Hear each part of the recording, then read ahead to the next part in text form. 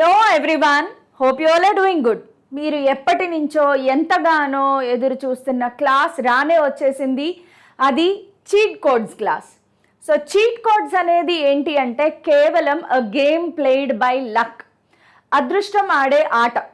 అదృష్టం ఆడే ఆట ఎంత నమ్మకమైనది అనేది మీకు కూడా బాగా తెలుసు. సో ఈ క్లాస్ స్టార్ట్ చేయడానికి ముందే వార్నింగ్ ఇస్తున్నాను. కష్టాన్ని నమ్ముకోవాలి కానీ అదృష్టాన్ని నమ్ముకోవద్దు. కేవలం కష్టాన్ని మాత్రమే నమ్ముకోండి.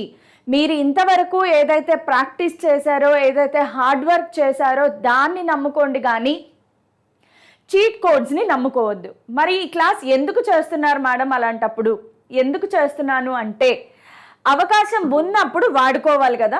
సో దానికోసం అన్నమాట. అవకాశం ఉన్నప్పుడు వాడుకోవాలి అంటే ఇక్కడ మనం రాసేదేంటి? ఎంసెట్ ఎగ్జామినేషన్. మీ అందరికీ బాగా తెలుసు ఎంసెట్ ఎగ్జామినేషన్లో నెగిటివ్ మార్కింగ్ అనేది లేనే లేదు. సో నెగిటివ్ మార్కింగ్ లేదు కాబట్టి అన్ని ఆప్షన్స్ మార్క్ చేసి రావచ్చు. సో అలా మార్క్ చేసేటప్పుడు కొంచెం నేను అది కూడా ఇక్కడ మీరు చూస్తున్నారు 100% ప్రాక్టికల్ ట్రిక్స్ మాత్రమే మీకు చెప్తాను. ఇలాంటివి ఏదో ఊహాజనితమైన ఇలాంటివి కాదు. కేవలం 100% ప్రాక్టికల్ అంటే సైకలాజికల్గా ఏవైతే కరెక్ట్ అవుతాయో ఆ మెథడ్స్ని మాత్రమే మీకు చెప్తాను. వీటిని ఫాలో అవ్వడానికి ట్రై చేయండి. ఇవి ట్రై చేసిన వాళ్ళు అందరూ సక్సెస్ అయ్యారా అంటే కాదు. ఈరోజు క్లాస్లో నేను ఒక పేపర్ కూడా, మోడల్ పేపర్ కూడా ఓపెన్ చేసి ట్రై చేసి చూద్దాము. ఎంతవరకు చీట్ కోడ్ సక్సెస్ అవుతాయి అనేది మీకే తెలిసిపోతుంది.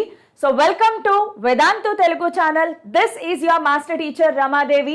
So let start our today's class. So ఈరోజు క్లాస్లో ఏంటి, మనం చీట్ కోడ్స్ చెప్పుకుంటున్నాం కదా.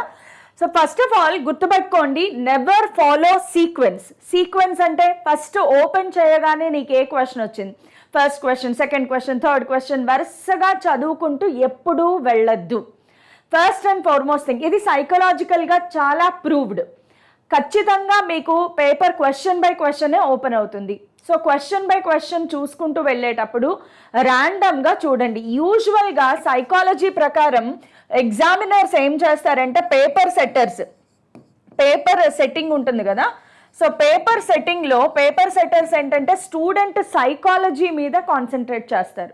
నంబర్ ఆఫ్ క్వశ్చన్స్ ఎవరైనా ఆన్సర్ చేయగలరు, బాగా గట్టిగా ప్రిపేర్ అయితే అందరూ ఆన్సర్ చేస్తారు. కానీ ఒక్కొక్కసారి మీరు వినే ఉంటారు, తెలిసిన ఆన్సర్, బాగా తెలిసిన క్వశ్చన్ కూడా తప్పు ఆన్సర్ పెట్టేసి వచ్చేస్తాం ఎగ్జామ్ హాల్లోంచి. అంత స్ట్రెస్, అంత టెన్షన్లో స్టూడెంట్ ఉంటాడు. సో ఆ సైకాలజీని ఎఫెక్ట్ చేయడానికి యూజువల్గా ఫస్ట్ 10 క్వశ్చన్స్ అలాగే లాస్ట్ 10 క్వశ్చన్స్ ఇవి టఫ్గా ఇస్తారు. ఇవి యూజువల్గా టఫెస్ట్ క్వశ్చన్స్ ఉంటాయి. First 10 questions, last 10 questions. So వీలైనంత వరకు మధ్యలో అక్కడక్కడ మీరు ఐడెంటిఫై చేయగలిగే క్వశ్చన్స్ని ఫస్ట్ చూసుకోండి. అక్కడ ఏం జరుగుతుంది అంటే సైకలాజికల్గా మీరు కొంత రిలాక్స్ అవుతారు. ఫస్ట్ 10 క్వశ్చన్స్ టఫ్గా కనిపించాయి. లాస్ట్ యూజువల్గా చాలా మందికి ఉండే అలవాటు ఏంటంటే ఐదర్ ఫస్ట్ నుంచి స్టార్ట్ చేస్తారు లేదా కొంతమంది లాస్ట్ నుంచి స్టార్ట్ చేస్తారు. కానీ ఈసారి వెరైటీగా మీరేం చేస్తారు, సమ్వేర్ మిడిల్ నుంచి స్టార్ట్ చేయండి. అక్కడక్కడ ర్యాండమ్గా క్వశ్చన్స్ చూడండి. దీనివల్ల మీరు ఐడెంటిఫై చేయగలుగుతారు. ఫస్ట్ ఆఫ్ ఆల్ ఓకే, ఈ క్వశ్చన్స్కి ఆన్సర్ నాకు తెలుసు, అమ్మయ్య పేపర్ కొంచెం ఈజీగానే ఉంది అనే ఒక కామ్నెస్ అనేది మీలో క్రియేట్ అవుతుంది. సో ఫస్ట్ థింగ్ ఏం చేస్తారమ్మా, ర్యాండమ్గా చూడండి. Do not follow the sequence. అయితే మీ టైంని 3 స్టేజెస్లో డివైడ్ చేసుకోండి. First stage, first 45 minutes, next 45 minutes, next 90 minutes. మీకు తెలుసు కదా మనం టోటల్ 180 మినిట్స్ ఎగ్జామ్ రాస్తాము. ఫస్ట్ 45 మినిట్స్లో వెరీ ఈజీ టు అటెంప్ట్, అంటే నీకు ఈజీగా అటెంప్ట్ అయిపోతున్నాయి, నాకు ఇవన్నీ వచ్చు అన్నవన్నీ ఈజీగా టక్క అటెంప్ట్ చేసుకుంటూ వెళ్ళిపోండి. యూజువల్గా మనం ఏం లెక్కేసుకుంటామంటే 1 మినిట్కి ఒక క్వశ్చన్ ఆన్సర్ చేస్తాను అనే లెక్కలో ఉంటాము. బట్ నో, నార్మల్గా బాగా ఈజీగా ఉండేవి కొన్ని థియరిటికల్ క్వశ్చన్స్ ఉంటాయి, కాన్సెప్చువల్ క్వశ్చన్స్ ఉంటాయి, కొన్ని మెమరీ బేస్డ్ క్వశ్చన్స్ ఉంటాయి, చూడగానే ఐడెంటిఫై చేయగలిగేవి ఉంటాయి. సో ఇలాంటి క్వశ్చన్స్ చేసేటప్పుడు యూజువల్గా లెస్ దాన్ అ మినిట్, ఒక 30 సెకండ్స్ 20 సెకండ్స్ లోపే మనం క్వశ్చన్ ఆన్సర్ చేసేస్తాం. సో అలాంటి క్వశ్చన్స్ టక్క చేసుకుంటూ వెళ్ళిపోండి. అది stage 1. First 45 minutes maths, chemistry, physics ఎలాంటి సబ్జెక్ట్తో సంబంధం లేదు. ఎందులో వస్తే అందులో ర్యాండమ్గా టక్క మీకు వచ్చినవన్నీ మార్క్ చేసుకుంటూ వెళ్ళిపోండి. అది స్టేజ్ 1. 45 మినిట్స్ అయిపోయిన తర్వాత నెక్స్ట్ 45 మినిట్స్ ఏంటి అంటే కొన్ని లెందీ ఉంటాయి, అంటే మీకు వచ్చు కానీ కొంచెం టైం టేకింగ్ అని అనిపించాయి, క్యాలిక్యులేషన్ బేస్డ్ క్వశ్చన్స్ ఉంటాయి. So lengthy and moderately easy questions ఉంటాయి. మోడరేట్లీ ఈజీ క్వశ్చన్స్ ఏవైతే ఉంటాయో వాటిని సాల్వ్ చేయడానికి టైం స్పెండ్ చేయండి. టైం స్లాట్ అనేది చాలా ఇంపార్టెంట్ అమ్మ. కొంతమంది ఏంటంటే ఫస్ట్ స్టేజ్లోనే ఈ లెందీ క్వశ్చన్స్ పెట్టుకుని కూర్చుంటారు. అలా చేస్తూ మొత్తం 3 hours 2 hours 45 minutes అయిపోయింది. మ్యాథ్స్లోనే ఉంటారు. అమ్మో ఇంకా 20 minutes ఉందని కెమిస్ట్రీకి వెళ్తారు. ఆ కెమిస్ట్రీలో వచ్చినవి వదిలేసుకుని, ఫిజిక్స్లో వచ్చినవి వదిలేసుకుని, మ్యాథ్స్లో లెందీ క్వశ్చన్స్ సాల్వ్ అవ్వక మొత్తానికి పటాక్ అయిపోతుంది అనమాట. సో జంబలకడి జార్మిఠాయి అవ్వకూడదు అంటే కనుక ఖచ్చితంగా టైం మేనేజ్మెంట్ ఇంపార్టెంట్. మీరు ఆల్రెడీ వాచెస్ ఏవో ఉంటాయి కాబట్టి టైం మేనేజ్మెంట్ మాత్రం ఖచ్చితంగా చేసుకోండి. లేదంటే మాత్రం చెప్పాను కదా జంబలకడి జార్మిఠాయి అయిపోద్ది అనమాట. నెక్స్ట్ లాస్ట్ స్టేజ్ 90 minutes ఉంది కదా, ఇది మన ఫేవరెట్ టైం అనమాట. Try to solve tough questions and ఇక్కడ మన చీట్ కోడ్స్ అప్లై చేసే టైం అనమాట. చీట్ కోడ్స్ ఏమైనా ఇంకా రావట్లేదు, అన్నీ అయిపోయాయి అనుకుంటేనే చీట్ కోడ్స్ వెళ్ళాలి తప్ప స్టేజ్ 1 స్టేజ్ 2లో ఎట్టి పరిస్థితుల్లోనూ చీట్ కోడ్స్కి వెళ్ళొద్దు, సమస్యే లేదు. It will ruin your exam. Cheat codes అనేది చెప్పాను కదా, లక్ ఆడే ఆట. సో కష్టాన్ని నమ్ముకోండి, లక్ని నమ్ముకోవద్దు. ఫస్ట్ 90 minutesలో ఎట్టి పరిస్థితుల్లోనూ చీట్ కోడ్ గురించి ఆలోచించద్దు. ఈ 90 minutesలో కూడా కేవలం లాస్ట్ 30 minutes మాత్రమే నువ్వు చీట్ కోడ్స్ గురించి ఆలోచిస్తావు. ఇది మాత్రం మైండ్లో పక్కాగా ఫిక్స్ చేసుకోండి. మళ్ళీ చెప్పలేదని అనుకోవద్దు, చాలా important. Okay, next first method అయిపోయిందా? నెక్స్ట్ మెథడ్ చూడండి, ఆప్షన్ ఎలిమినేషన్ మెథడ్. 100%లో మోస్ట్లీ 90% వర్కౌట్ అయ్యే మెథడ్ ఏదైనా ఉంది అంటే option elimination method. So option elimination మెథడ్లో ఫస్ట్ థింగ్ ఏంటి అంటే identify the odd one out. అన్నిట్లోనూ ఒకటి ఏదో కొంచెం డిఫరెంట్గా కనిపిస్తూ ఉంటుంది, దానిని ఐడెంటిఫై చేయండి. అయితే remove the odd one out. యూజువల్గా ఆడ్గా ఉండేది ఆన్సర్ అవ్వదు యూజువల్గా. So remove the odd one out. Next do not eliminate the similar options. దగ్గరగా ఉండే ఆప్షన్స్ని ఎప్పుడూ ఎలిమినేట్ చేయొద్దు. మీరు పీవైక్యూ సెషన్స్ చేసేటప్పుడు కూడా చూశారు, ఒక్కొక్కసారి option A -600 degrees Celsius, option B 600 degrees Celsius, option C 300 degrees Celsius, option D 0 degrees Celsius. ఇందులో ఆడ్ వన్ అవుట్ ఎవరు అంటే ఇది. సో దీనిని ఎలిమినేట్ చేసేయండి.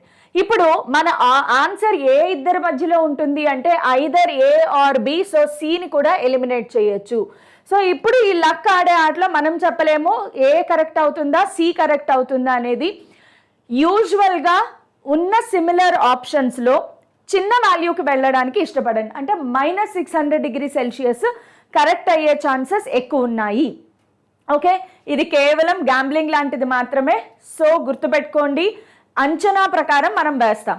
So first thing add one out eliminate చేసేయండి. నెక్స్ట్ సిమిలర్గా ఉండే వాటిని ఎప్పుడూ ఎలిమినేట్ చేయొద్దు, వాటిలోనే ఆన్సర్ ఉంటుంది. ఆ సిమిలర్గా ఉండే వాటిలో కూడా యూజువల్గా చిన్నదానికి ఆన్సర్ కరెక్ట్ అయ్యే ఛాన్సెస్ ఎక్కువ ఉన్నాయి. నెక్స్ట్ 60% ఆఫ్ ది ఆప్షన్స్లో మనకు కొన్ని ఉంటాయి, all of the above, same for all. So అన్నీ సేమ్గా ఉన్నాయి, all of the above, all A B and C. ఇలాంటి ఆప్షన్స్ ఏమైనా ఉంటే వాటికి వెళ్ళండి, బికాస్ మోస్ట్లీ అవి కరెక్ట్ అయ్యే ఛాన్సెస్ ఉన్నాయి. అది కూడా ఎంత 60% వర్కౌట్ అవుతుంది, మిగతా 40% చెప్పలేం.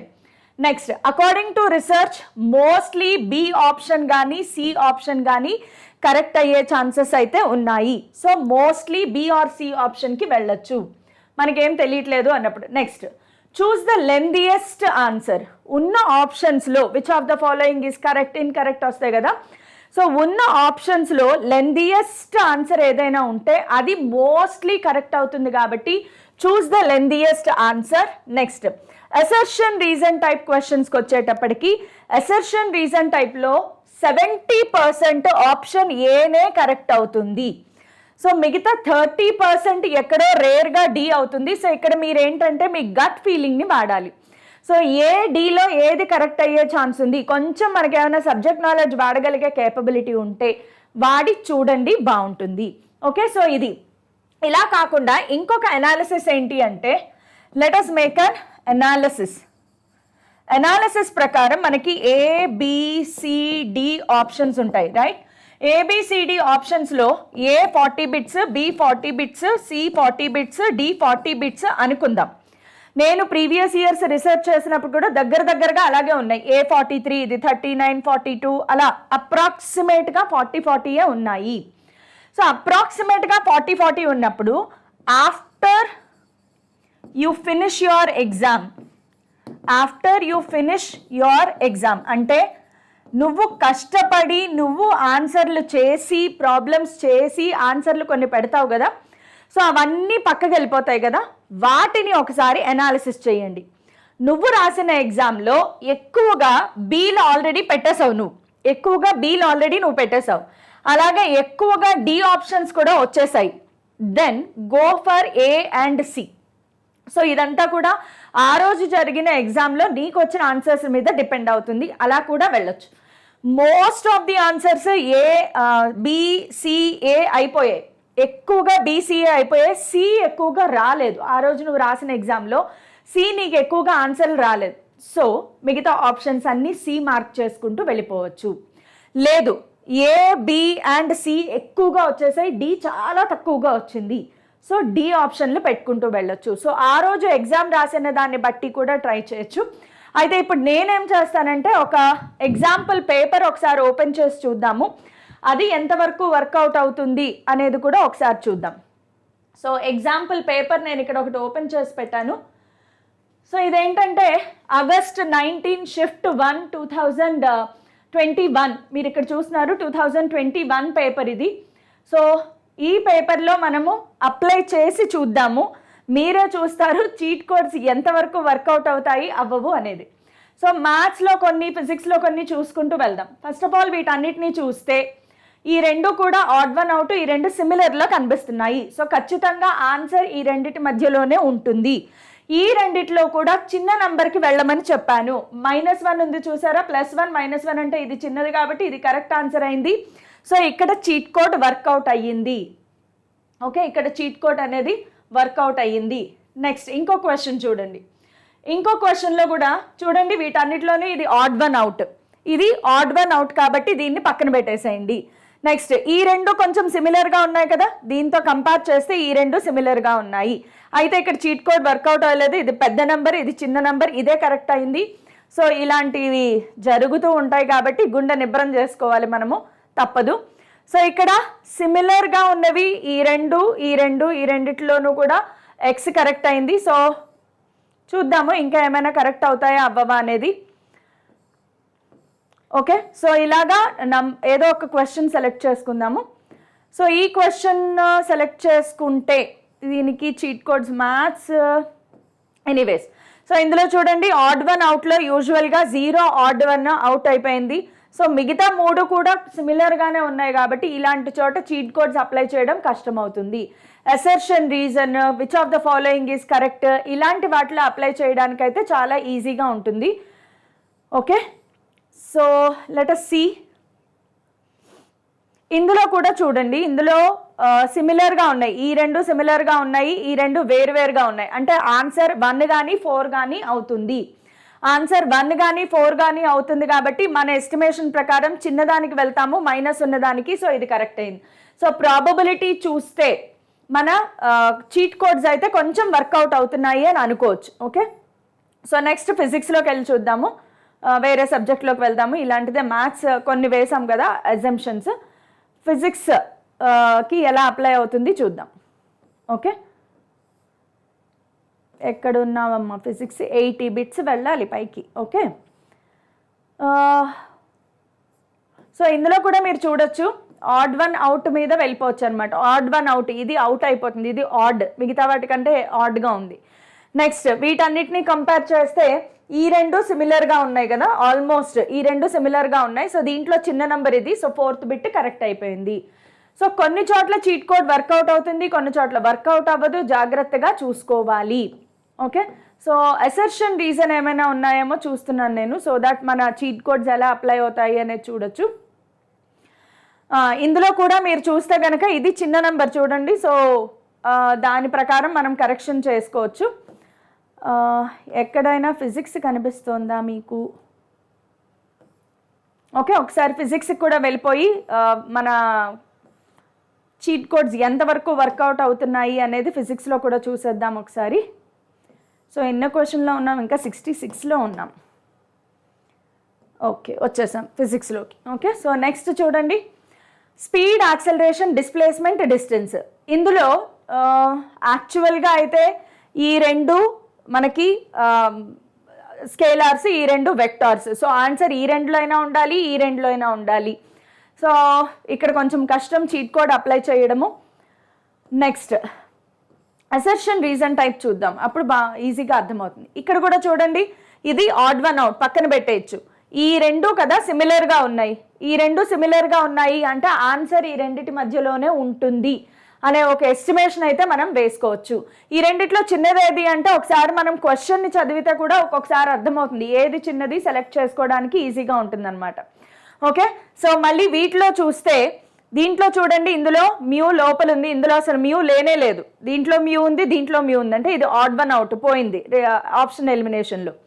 నెక్స్ట్ ఈ మూడింటిని కంపేర్ చేస్తే గనక ఈ మూడిట్లో మనకి చిన్నదే, అంటే మ్యూ లోపల ఉండాలి అనే ఒక ఎస్టిమేషన్ అయితే కొంచెం ఉండాలి మనకి. సో ఆ ఎస్టిమేషన్ లేదు అంటే మాత్రం మ్యూ బయట ఉంటే వాల్యూ ఎక్కువగా ఉంటుంది, లోపల ఉంటేనే కదా వాల్యూ తక్కువ ఉండేది. అది కూడా మనకి ఇటు సైడ్ ఉంటే వాల్యూ తక్కువగా ఉంటుంది. సో ఇది కరెక్ట్ ఆన్సర్ అవుతుంది అనే ఒక ఎస్టిమేషన్తో చేయొచ్చు. సో ఇక్కడ మనకి చీట్ కోడ్ అనేది వర్కౌట్ అయ్యింది. ఓకే, సో స్టాండర్డ్ వాల్యూస్ ఉంటే చీట్ కోడ్స్ అప్లై చేయడం కష్టం. లైక్ ఇలాంటివి ఉన్నాయనుకోండి, వీటిలో చీట్ కోడ్స్ అప్లై చేయడం కష్టం, బికాజ్ ఆడ్ వన్ అవుట్ లేదు, లెందియస్ట్ ఆన్సర్ లేవు. సో అలాంటి చోట చీట్ కోడ్స్ అప్లై చేయడం కష్టం. సో వాటికి చీట్ కోడ్స్ అప్లై చేయలేం. సో దీన్ని బట్టి మీకు అర్థమవుతుంది చీట్ కోడ్స్ అనేవి ఎలా అప్లై చేస్తాము అనేది. నెక్స్ట్ ఇందులో చూస్తే కనుక ఇది డిస్క్, ఇది డిస్క్, ఇది డిస్క్, ఇక్కడ ఆడ్ వన్ అవుట్ కరెక్ట్ అయిపోయింది. సో ఒక్కొక్కసారి అలా ఆలోచించాల్సి వస్తుంది, తప్పదు. అసర్షన్ రీజన్ చూడండి, అసర్షన్ రీజన్లో ఇందులో first option wrong, last option correct. చెప్పాను కదా పర్సంటేజ్ వేరియేషన్, మన అదృష్టం బాగుంటే ఫస్ట్ ఆప్షన్ కరెక్ట్ అవ్వాలి, లేదు మన అదృష్టం బాగుంటే నువ్వు 4th ఆప్షన్ పెట్టావు అనుకో, మోస్ట్లీ అసర్షన్ రీజన్లో ఏ కానీ డి కానీ అవుతుంది.